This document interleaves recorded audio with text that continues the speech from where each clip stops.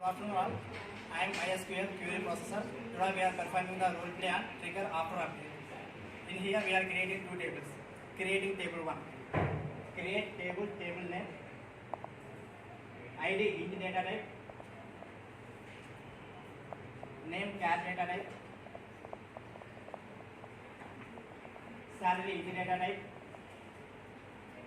phone number int data. Inserting values into the table 1. 501 name Bob, salary 50,000, phone number 89123. Inserting second row, ID 502, name Horatio,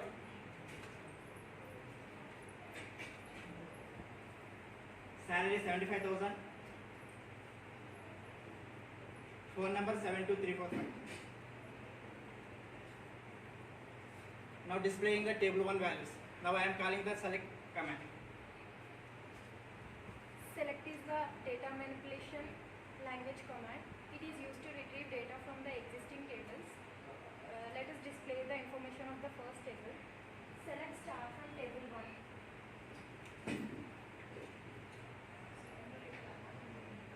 Right now I hand over to MySQL. Here now again we are creating another table with empty data. Create table 2, name char data type, salary int data type.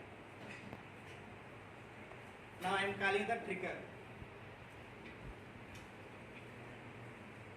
I have trigger after update. So what is a trigger? Trigger is a stored function which runs when an event occurs. There are three conditions in a trigger: event, condition and action. There are two types of triggers: row level trigger, statement level trigger. Syntax of a trigger: create trigger name before or update on table name. For each row / statement, begin, body of the trigger, end.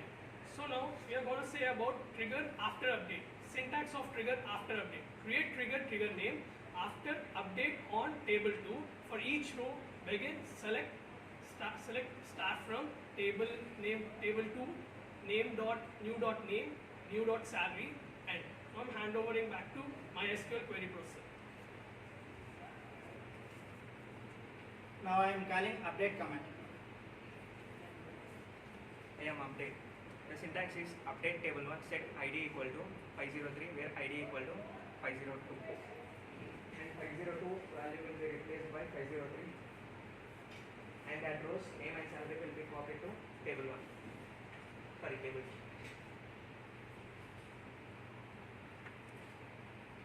Handing over to MySQL. Now I am calling the select command. As we have updated 502 with 503, so the name and salary of the row will be transferred to table 2. Select name and salary from table 2. Now I hand over to MySQL. Thank you for